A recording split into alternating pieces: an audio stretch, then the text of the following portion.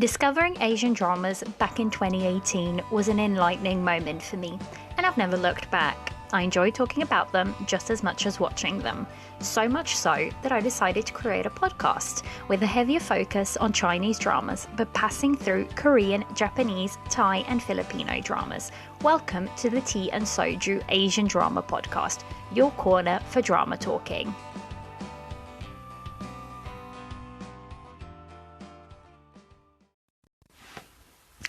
Hello and welcome back to another episode of the Tea and Soju Asian Drama Podcast. I'm your host Liliana, and in today's episode we are going to explore something that a listener suggested, and that's basically drama terms that are very popular and unique to each country. I really like the suggestion, and I thought it was quite fun because I wish over the many years that I've been watching dramas, there's been so many terms that I've just sort of wanted to Google, and like little phrases that you sort of hear over and over again, and you know, you listen and you're like, oh, I know what that one means now because you've had to Google it. So that's what I'm going to do. But before I get into that, I have a side note, because was it yesterday or maybe the day before, something arrived in the post that I had ordered a little while ago, and I was so excited for it. Now, if you've probably been listening for a while, you very much know that my favourite drama for this year will probably be Love Between Fairy and Neville, because I keep mentioning it. But anyways, here's the little thing for today's episode. I got a new mug in the post, and it's a Fairy and Devil mug, and it's so pretty. I'm gonna try and remember to post pictures of it on Instagram so you guys can see it as well, because I feel like it's worth sharing. And again, today it's rainy and cold in the UK because we've reached that time of year. It's rainy most of the time, but it is that time where it's just grey and miserable. And today is definitely one of those days. So I feel like this is going to become a thing where at the beginning of every episode, I'm just going to tell you guys what drink I've sat down with. It'll be interesting because I do actually have bottles of soju downstairs. So I feel like one of these days I just need to sit down and record an episode with like a soju bottle. It could get interesting, that episode. I don't know. Would that be fun? Maybe. I'm not sure if it would be fun for me to listen back eventually, but today I've actually got a really good tea that I really like to drink, and I feel like this is just going to become a thing where at the beginning of every episode I'm just going to mention the tea that I'm drinking, because it'll probably be more on the tea side than the soju side of the podcast's name, but I feel like it's a little, intro, what I've sat down with. And today I have an oolong tea. I really like it. This one is basically a milky oolong, and it's from this place in London. It's called Whittard, and I love their teas. You can go back in and refill your tins of tea. And I'm not sure if that's a British thing that you can get like tins of tea here, but I just feel like it holds the tea so much better than buying the tea bags. So yeah, that's my drink of choice for today's episode, and I'm going to try and remember to post pictures of that mug that I received, because it was like receiving a little early Christmas present to myself because I bought it myself. But regardless, you always should treat yourself. And yeah, that's my little random intro. I feel like this is going to become a thing because I just blabber on anyways. So anyways, drink aside, I'm going to split today's episode into countries that basically the words and little sentences apply to, but I I say that, but I think it will be mainly Korean and Chinese because that's the one I know most about, and I feel like that's the one that has the most memorable sentences and words. Also, there are a few Japanese ones, but I feel like I'm going to save that for when I do my fully, deep dive into Japanese dramas. I feel like that'll slot better in there because we're talking, in the terms of a lot more understanding and depth. So I think I'll do that. I actually don't know. I was looking up and I don't actually know any Thai terms. I don't think I've watched enough Thai to pick up any, words here and there. There are a few, but I don't think I know them well enough to sort of talk about them. So if you guys do know them, let me know. And also the Filipino ones or any other words that you just think that are so typical to dramas that just make that you recognize straight away. So, and also I feel like the words and the sentences that we hear so often while watching dramas, and then it makes you feel like, oh, I understood that, I know that one, and it makes you feel like excited because you've you understood something that they're saying. It might just be one word in the whole drama, but that's something to celebrate when you pick something up that that well. So for me, I have actually been trying to learn Korean, but that's just an ongoing project of mine. I feel like ever since I started doing the podcast, that's sort of been put on hold a little bit, just because the podcast obviously takes more time, and I kind of I really enjoy, doing all the podcast work anyways, but I do actually want to get back to it eventually because I really like learning languages. And I feel like back in high school, being bilingual by nature, not by nature, but, Portuguese being my original mother tongue and then having to learn English, I feel like it becomes slightly easier. And I'm not saying, it's completely easy, but it's slightly easier to pick up another language because you already have the, how to explain it? You already learned one language. So you already have like a method that sort of works for you. Now, I learned English when I was very young because I moved to the UK when I was 10. So I feel like I don't remember how I learned it. Now looking back, all I remember is just that, like, I just picked it up. And I know that sounds strange, but that's literally how it happened. And I don't think, with Korean or any other, Asian language, you could just pick it up just as easily, unless you're a genius. And if that's the case, then I applaud you, but that's not the case for me. But that's definitely like an ongoing project of mine. Chinese is also definitely on my list, but I'm so intimidated by Chinese language in general. Like, I look at it and I'm like, oh God, I don't even know where to start. But I definitely actually eventually want to give it a try. Even if it's just to like improve my pronunciation so I don't butcher the language as much on the podcast.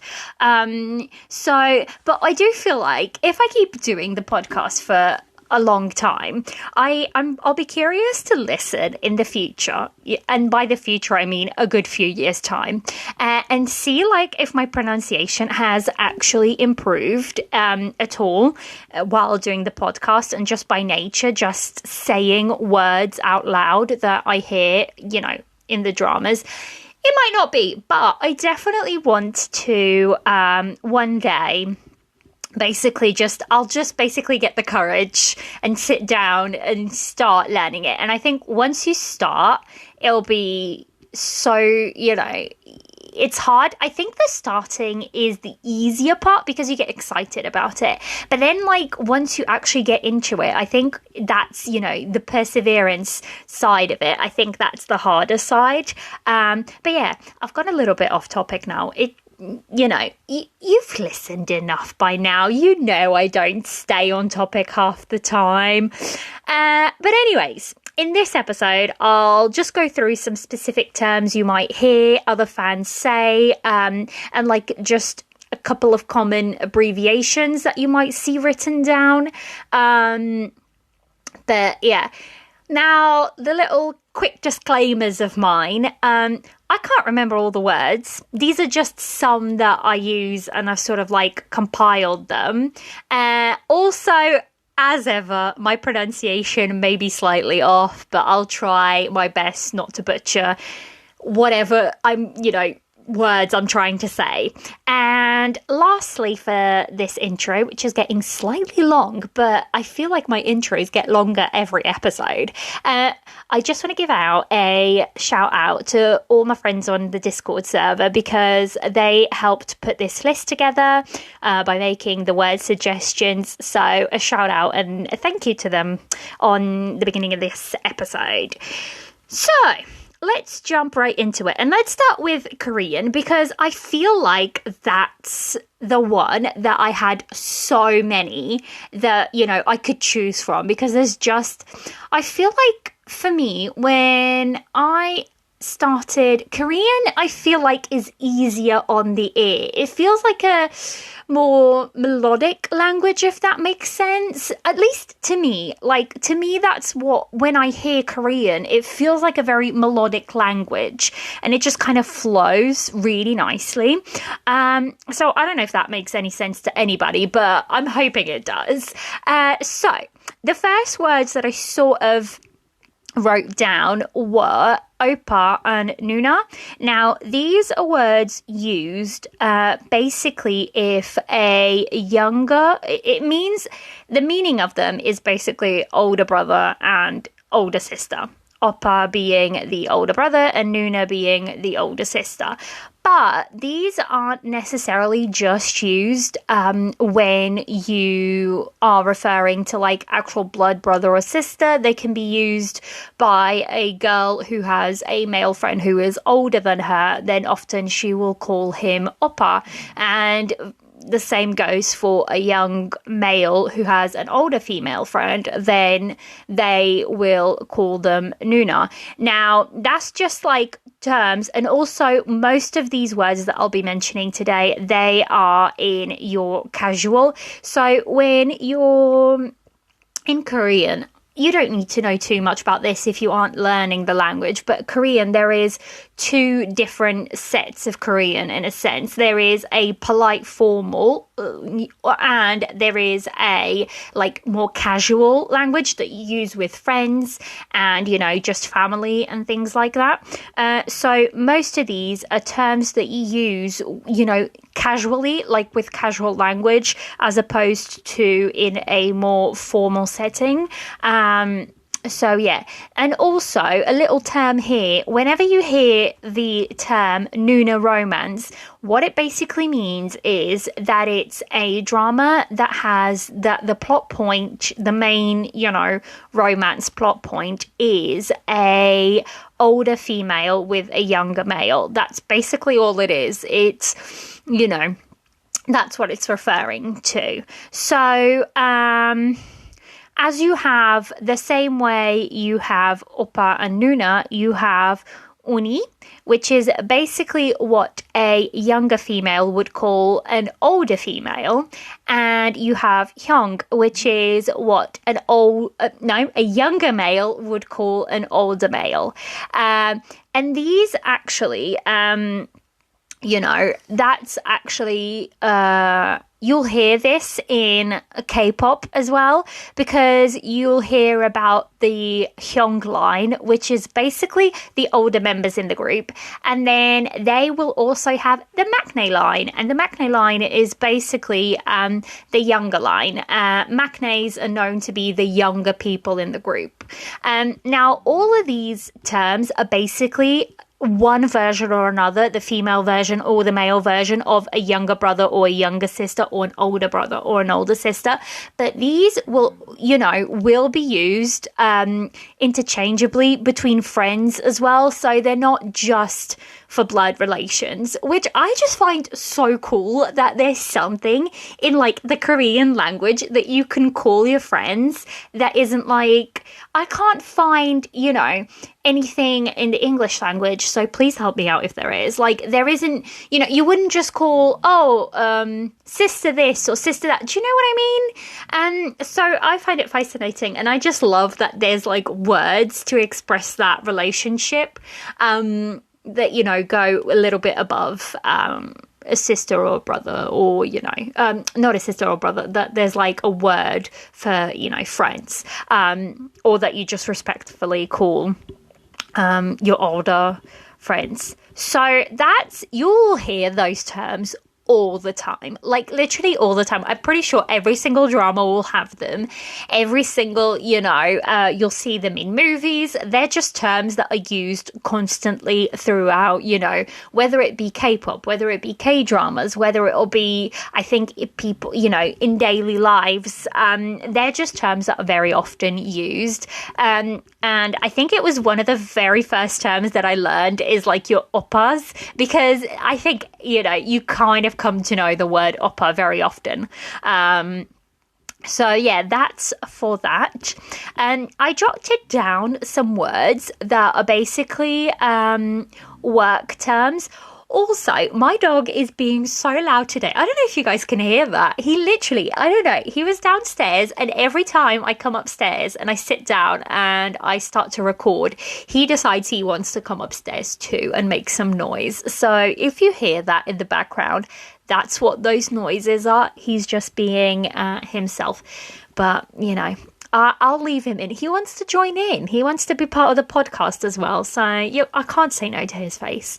Anyways, so I jotted down 2 terms that are used in at work. So if you're watching like a work drama, you'll hear these thrown around a little bit. And I find it quite fascinating that I don't know, for the most part, from what I gather and from what I've seen and researched, is that older people in like office settings or work settings will look after the younger people, and there's words for like the older and the younger people. So if you are a younger person in a place of work and you are addressing somebody who is older than you, and that might be somebody who is older in age, and I believe that if that person is the same age as you or slightly, you know, but has more experience than you or has, you know, a higher position than you, then they are what they call your sunbae. And basically your sunbae is basically that, is someone who is a work colleague but is older than you. But also it's not just applicable to work. It's also, so if you're watching like a youth drama, if you're watching something set in a university or, you know, in a school, if you are in a lower class and somebody is above you, so they are, you know, older than you, then they are your sunbaes. That's literally all that word is that it's somebody who is older than you, but it's like a, you know, school setting or a college setting or a work setting. You will hear people referring to people who are older than them as their sunbaes. And then on the other side of that, you have your hubei, which is basically the other side. It's the older people referring to the younger people within a work setting or, you know, a college or university setting. So yeah, those are the 2 terms that I always stick in my mind, is sunbae and hubei, because you come across them quite often. So yes.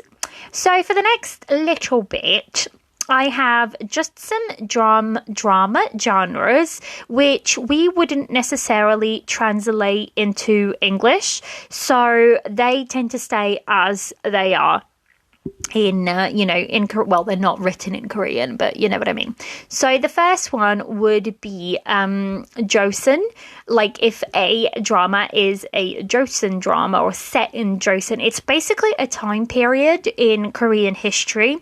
And I maybe should have written down what, dates it was from, but that's basically it. All it is. It's a time period in Korean history. And that if it's a Joseon drama, then it's basically set in the Joseon dynasty or in the Joseon time period. So that's what it is. On the other side of that, also, you have what we like to call, well, not what we like to call that, I'm just going off rails now, what is called a Saeguk drama. And that's basically a historical set drama. So that means, anything that isn't modern, basically, not in that, in that aspect, but it'll be historical setting period dramas. So that's what your Saeguks are. So anything that's Joseon basically would be automatically a Saeguk drama because it's a historical drama set in the Joseon dynasty. So yeah, that's that bit. And then tied into that would be a hanbok. And basically you'll hear this quite often, not necessarily in dramas, but you might see it written around, especially when it comes to Chuseok, which is basically like a festival in South Korea. And I've heard some people describe it. It's basically like Thanksgiving, like how Americans have Thanksgiving, but it's like the Korean equivalent. And I think it's celebrated earlier. If I'm not mistaken, it's celebrated in September. But yeah, so you'll see what a hanbok is, which is basically a hanbok is the clothing that a male would wear back in, historical times. So back in the Joseon dynasty and back in those days. Now, I'm not going to go into any of those details because I only know the very, very surface and I don't want to be spitting rubbish, at you guys. So if you guys know more about this, send it my way. I'd love to read some more up. Because I'm always fascinated, but I don't feel like I read enough about things, especially when it comes to historicals aren't my favorite genre, I don't think. It has to be really, really good for me to, completely sell me into those dramas. So yeah, but that's just some of the words that you may see floating around. And another one that someone on Discord server mentioned is, and I can never say this word correctly, so we'll try. And it's basically a chaebol. And a chaebol, you may see, people saying that a chaebol is basically the son of the president or, someone who is bound to inherit money, that sort of thing. So yeah, that would be, if it's a chaebol, a drama starring a chaebol, then that's what it'll be. It'll be someone who's rich and ready to inherit something or other. But yeah, that's what that's what I've got for that. And then I just have, it's not a drama genre, but it's something that is often said all the time and used all the time. And that's basically when you say, oh, I really have really bad second lead syndrome.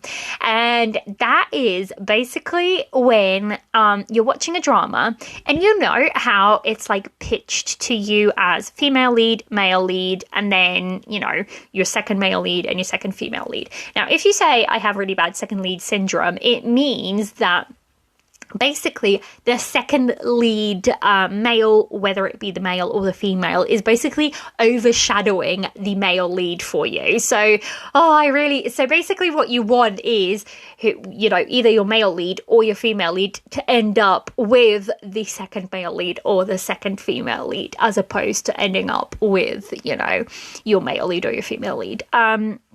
So that's basically what it is. And I had no idea this was a thing until I started Asian dramas. So that one, I Googled the heck out of that one because I was like, what is this? Like, wait, do I have it? I don't know. But luckily, I don't often suffer from second lead syndrome because I feel like I'm very quick to be sold on a main couple, and if the main couple isn't working for me, then that tends to be the point where the drama isn't working for me. Like, they need to sell me the main couple really well for me to enjoy a drama fully. So I very, very, very rarely get second lead syndrome. In fact, if I sit down, I would have to go through my dramas to even think or come up with one where I had gotten quite bad second lead syndrome. But yeah, so for the next little part, it's just basically I've written down a bunch of words that become very, very used in K-dramas, and I think we all come across them, and I think the more you watch them, I swear to God, and I swear to you, you will start just sometimes coming out with these words because you hear them so often that you sometimes, whether it be in your head or you actually say them out loud, you will eventually, these words will creep up on you.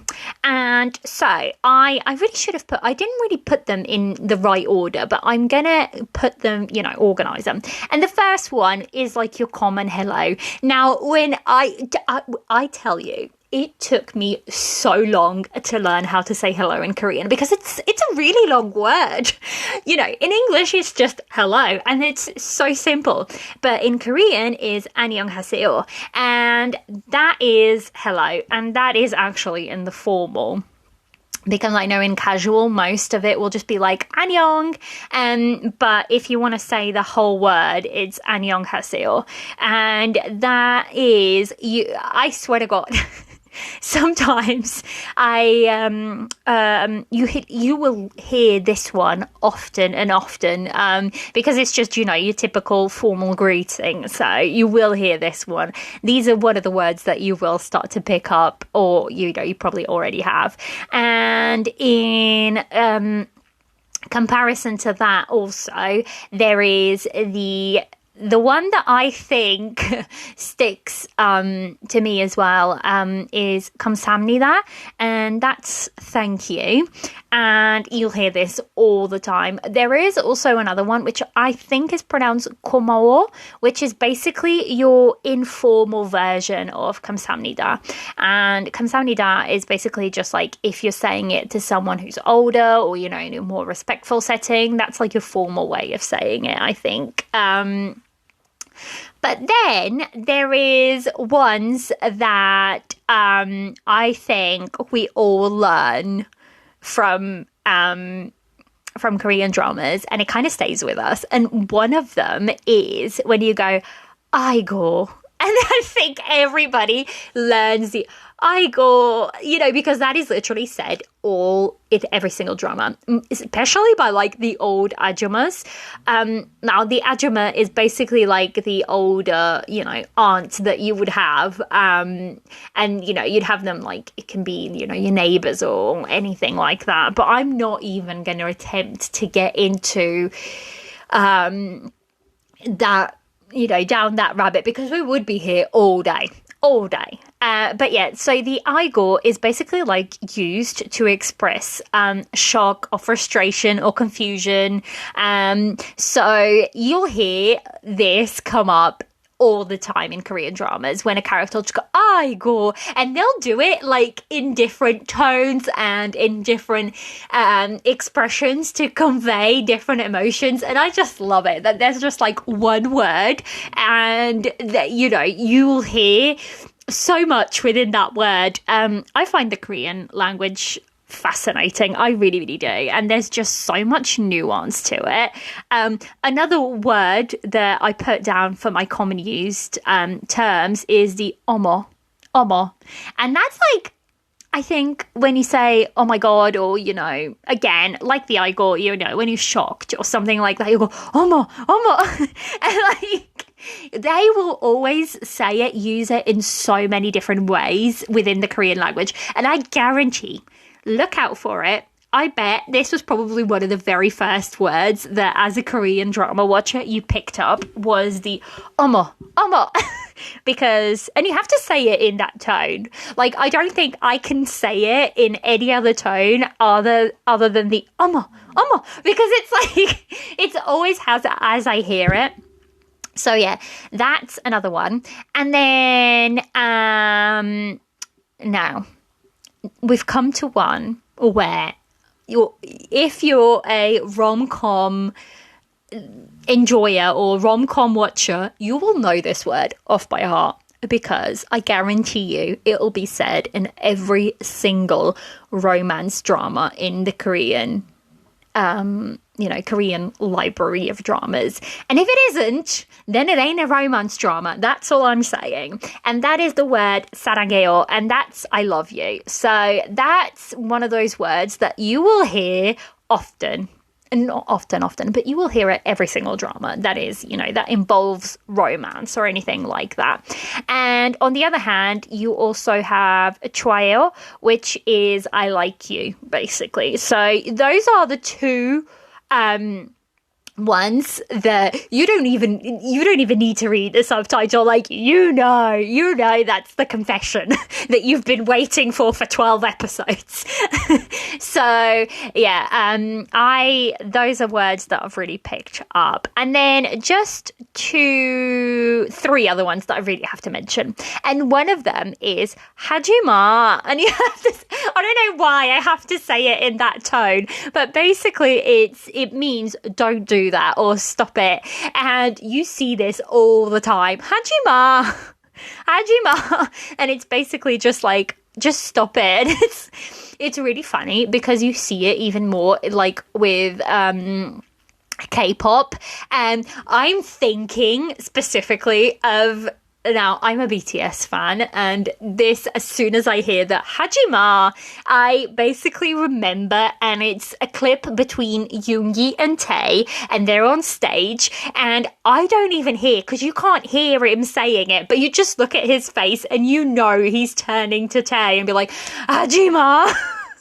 And I just find that hilarious. So yeah, every time I hear it, that's where my head goes to, is that clip and the amount of times that Yoongi says that to Tae. But regardless, I'm going off topic. And the last two ones is that I really want to mention, that are just words that I've picked up along the way. And it's 진짜, which is like, really? And I love it in the Korean language that you can use the same word, but depending on like the tone that you use, it changes so much. And I feel like this is a thing in Asian languages in general. I was looking it up, and in Chinese, it seems like the tone of words really, really, really defines like what you actually mean. And I find that fascinating, that just a simple tone change can change the whole meaning of a sentence or, of a word. I just really, really like that. But it's one of those things that it'll make you a much fluent speaker in a language, is learning like all of those little tones and nuances, which I think just comes with practice and like being able to use the language over and over again. So yeah, that's, I think all I've got. Oh, no, I do have one.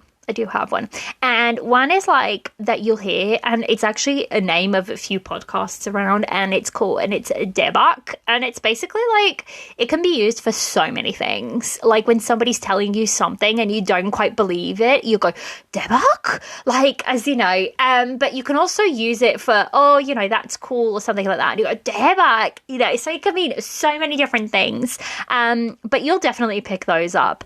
So yeah, that's, I think, yes, that's what I've got for Korean. I do have a couple more, but I've been banging on for 32 minutes already. So I'm going to move on to the next one.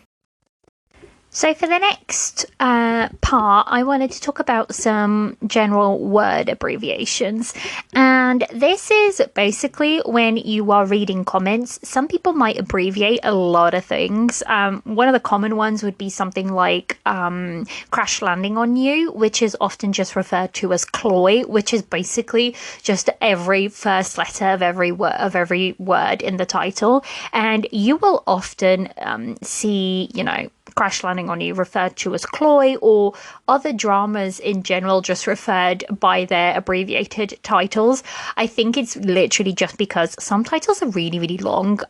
Like, for example, It's Okay to Not Be Okay. That just gets shortened down. But I think with CLOI, it works really, really well because CLOI is just like a nice thing to say, whereas with something like It's Okay to Not Be Okay, I wouldn't even know how to say that. I just know the abbreviation, but you will see often dramas just be abbreviated just because it's just for ease of whenever you're typing something out.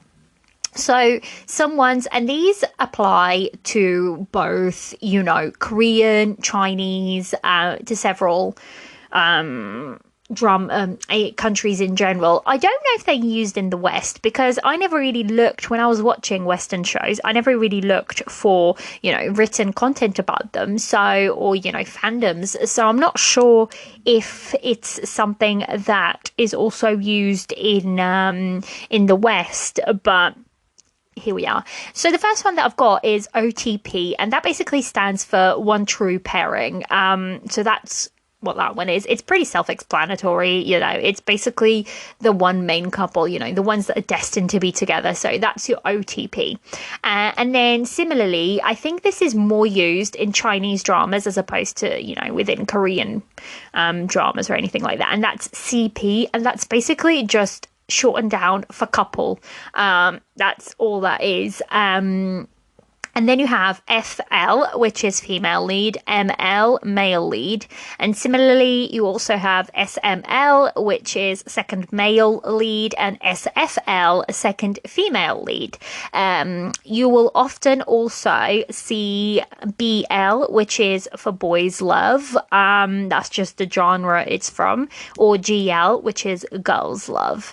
And finally, the last one that came to me that I think you'll probably come across, it's HEA, which is basically happily ever after. So often you will see people just ask, oh, does this have a HEA or something like that. I'm pretty sure I'm missing a few here, but these are just literally the ones that came to mind when I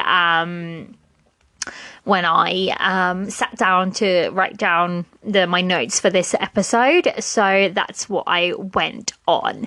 So for the next part, I want to go into like Chinese ones, Chinese terms, or, common ones that you might come across if you're watching Chinese dramas often. Now, a friend of mine mentioned to me that there is a really, really wonderful glossary at the back of The Grandmaster of Demonic Cultivation, which I have the book. And it's basically the book that The Untamed is based on. And I was looking at it and I was like, I really, really liked how this explains things. So I'm actually going to be using their description for this segment. So if you're wondering, that's where I'm reading them from, or where I'm getting them from, because I just feel like they explained it so much better than I ever could.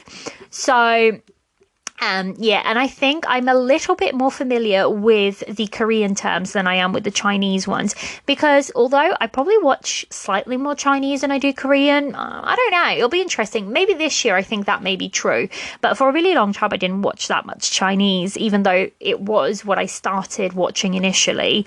And basically, because I started learning Korean, I just know a bit more on the Korean side than I do on the Chinese side. So I wanted to get something that's, quite accurate, and that's why I thought I would do that. Also, I often use a channel on YouTube, and it's the Grace Mandarin Chinese channel on YouTube. She explains things really, really well, and I will try to remember to tag her the video that I watched while I was preparing for this episode. But she just really, really, I love the way she explains things. So I often watch some of her videos on, on there as well. So the first one that I wanted to start with is like basically the family side of it. I'm just looking the page. I wrote the page down, but I not at the page yet. Okay, now I am. And it's basically like similarly to Korean, where you have your oppa, your nuna, your uni, those sort of words. There are similar words in Chinese that you would use. And those are, oh my God, this is such a long list. I may just have to pick a few out like I did for the Korean, because otherwise I will be here the whole day. So if you hear if someone is saying D, it means younger brother or younger male friend. And it can be used on its own or as a honorific. that came out of nowhere, guys. And so that's, it can be used by itself. So it's basically more like the formal version of what you would call a younger brother. But then you have Didi, which is your younger brother or younger male friend. But it's more in a like casual term. And then you have Xiaodi, which basically it means it's one's lackey or subordinate. And it's basically someone a leader took under their wings. So I actually thought initially that when I heard, before reading this, I thought, and this is me with like basically barely any knowledge of Chinese. I thought when somebody said Xiaodi, it meant like little brother, because Xiao, I believe, is the word for little. So I just assumed it was for a really long time. And then like when I was preparing this episode, I sat down and my friend mentioned the glossary and I went and looked. And I was like, the first thing that it says on here is Xiaodi does not mean little brother. And I was like, oh, I've been thinking about it all wrong. And I was like, this is one of those terms I should have Googled. So there we go. So yeah, it does not mean little brother and instead refers to one's lackey or subordinate. So there we go. Not little brother after all. And then you have ge, which is a familiar way to refer to an older brother or older male friend, used by someone substantially younger or of lower status. Can be used alone or with the person's name. So often I think what I hear more is like you'll hear the person's name and then like they'll attach ge to it, and yeah. And then you have gaga, which is a familiar way to refer to an older brother or an older male friend, used by someone substantially younger of lower status. It's like got, and this is true, it's got a cutesier feel to it. So whenever you're watching a Chinese drama and like you often hear it, it's the annoying second female leads. They'll be like gaga. And yeah, that's what it's for. I'm making all sorts of noises in this episode. I'm not sure how this is going to come out, but we'll see. And then similarly, so like you have Nuna, in Chinese you have Jie, which is older sister or older female friend, and it can be used alone or as an honorific. And then you have Jie, which is older sister or an unrelated older female friend, and that's like the casual term for it. So there is like quite a few more, but I would be here all day reading, so I will just read those because that's what I did for the Korean with the oppa and nuna and that. So that's what I will read for that one. Now I've written down this. Now I've been saying for episodes on end that I'm going to do an episode on xianxia and wuxia and like all of those genres, but this book has a really good description on the back of it for those, and I just wanted to place it here. So what they say is so basically the first one that's in this glossary is Danmei, and this is, if you guys have the book, this is on page 379. If you don't, just listen to me waffle on about what's written in this glossary that's really, really good. Anyways, I did not know this, so I often just knew wuxia, xianxia, and there is another one which is xuanhuan, which I'm gonna look up to see how it's better pronounced because I haven't quite learned that one. But there is actually one that's called danmei, and it's directly translated into indulgence in beauty, and the glossary says it's a Chinese fiction genre focused on romanticized tales of love and attraction between men. It is analogous to the BL, boys love genre in Japanese media. The majority of well-known danmei writers are women writing for women, although all genders produce and enjoy the genre. Okay, I think they meant genders. Oh yeah, genders. Sorry, clearly my brain's not working. But this was really, really interesting because I came across it and I didn't know that's what it was, that there's a specific term that, BL is more the Japanese term, boys love, and for Chinese you have danmei. And I was like, oh, this is really really, really, really, really interesting. So I thought once I came across it, I was like, I really need to put this in the episode because I just thought it was really good. And then the next one that it says on here is wuxia. And basically it translates to martial heroes. And it says here, is one of the oldest Chinese literary genres and consists of tales of noble heroes fighting evil and injustice. It often follows martial artists, monks, or rogues who live apart from the ruling government, which is often seen as useless or corrupt. These societal outcasts, both voluntary and not, settle disputes among themselves, adhering to their own moral codes over the governing law. Characters in wuxia focus primarily on human concerns such as political strife between factions and advancing their own personal sense of justice. True wuxia is low on magical or supernatural elements. To Western moviegoers, a well-known example is Crouching Tiger or Hidden Dragon. So I thought it was really good that they put that example in there, saying that I haven't watched it, but I thought that was such I've been trying to mull over how to explain these terms, and I think that just put it so well. That's the explanation I wanted to go with. And then we have the description for xianxia, which I'm sure you will hear often because it's quite a big genre within Chinese dramas, and it basically translates to immortal heroes, and it's a genre related to wuxia that places more emphasis on the supernatural. Its characters often strive to become stronger with the end goal of extending their lifespan or achieving immortality.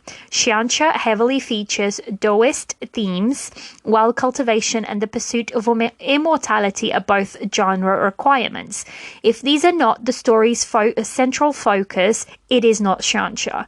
The Scum's villain's self-saving system, Grandmaster of Demonic Cultivation, and Heaven's official blessing are all considered part of both the danmei and xianxia genres. All really good books, by the way. I am working my way through the Grandmaster, but I have a friend who has read the Scum's Villain self-saving system, and she is absolutely loving it. So I definitely want to make my way through that one. And I just thought that was such a simple yet good explanation for xianxia. So yeah, that's all I've got on that. And then while reading through this little glossary, I found something that was really interesting that is often shown in older, I think, period setting and fantasy setting Chinese dramas. I'm not sure if it's the same in Korean, but I do believe it is. And that is the fact of colours and how colours are used and how they may differ from the West. And basically one of them was So white signifies death, mourning, and purity. It is used in funerals for both the deceased and mourners, which is so different because if you think about it, in the West, we tend to use black for funerals. So I find that, that's such not a contradicting, but it's like completely the opposite color. And so basically, and then it goes on to say black, it's classy, scholarly, considered masculine, representing the heavens and the Tao. And then for red, I love it. I absolutely love this because so basically red, it's happiness, good luck, used for weddings. And my God, whether it be Chinese or Korean, but I think it's definitely more Chinese. This is a very, I'm not sure if it's still used today. I really, really wonder. I'm going to have to look that up because I do wonder. There's these stunning, and I mean stunning, red Chinese wedding dresses used in dramas, and they are so beautiful. They are intricately woven with golden thread, and they are stunning, absolutely stunning. And whenever there's a wedding scene or a drama skimps on a wedding scene, I get so sad because I'm like, look, I'm waiting for my red beautiful dress to walk on screen so I can admire it. One of these is for sure one and only. It has one of the most beautiful red wedding dresses, and I just loved it. So yeah, that's what red signifies in Chinese dramas. And then yellow and gold, it means wealth and prosperity, and often reserved for the emperor. Blue and green, it's health, prosperity, and harmony. And purple is divinity and immortality. So yeah, I thought that was really, really fascinating. And, just something that is often quite different from the colours that we see in the West and how they are represented. There's definitely more and even more specific ones, but I am actually going to do an episode on the Untamed. It's going to be part of my BL series. I want to do a special episode just for the Untamed and Word of Honor together, and I'm going to be going back to that glossary for sure to talk a little bit more about the terms that's on there, so look out for that one. That will definitely be coming soon your way. Now, I've written down some common sentences, and this is probably where I'm going to start butchering Chinese, but I'll try my best. And this is ones that if you watch Chinese dramas enough, you will probably pick them up, and you'll just know just by hearing them what they mean. You won't have to read the translation. And the first one I've written down is one of the words that I learned really, really quickly, and that's 我喜欢你, and that means I like you. You hear this so often that I think you kind of picked it up. Also, there is one that I picked up that I was really, really, really interested because I didn't read the subtitle, but I heard the word, and I'll tell you why it piqued my interest. It's because it's the same word and it means the same in Portuguese. Obviously, it's probably said very differently, but that's the word chá, and it means like tea. And in Portuguese, we say exactly the same, just pronounced slightly different, but we say chá, and that's tea. So it's very, very similar, and I was like so excited to hear it because I'm like, you hear something like, oh, that sounds familiar, and then you look it up and you're like, oh, that's what it is. So yeah, that's one of the ones you hear very often, is also the cha. But the 我喜欢你 is basically I like you, and you will hear this one very often. You also hear this one quite often, and it's 闭嘴, and you'll hear it quite often said in that tone because it means shut up. So you will often hear it being said with that, slightly angrier tone of like, just 闭嘴, just basically shut up. So the next one I have on my little list is Denamala. I I think that's better. 怎么了? And that means what or what's wrong. And you'll hear that all the time, like all the time. And the video I watched from Grace Mandarin Chinese on YouTube, it's really, really fun because she basically put all of these words together or sentences that you'll often hear it. And then she put a clip of like just scenes from various different Chinese dramas. And I loved it. I really did like that episode, that video. So I am going to try to link it. If I forget, just, shout at me. Beads way at me. And no, that's shut up. See, I'm confusing myself now. So yeah, just shout at me so that I remember to link it if anybody's interested in watching that one. And then the next one that I have is duile, and that's like right or correct. And the last one is 真的吗?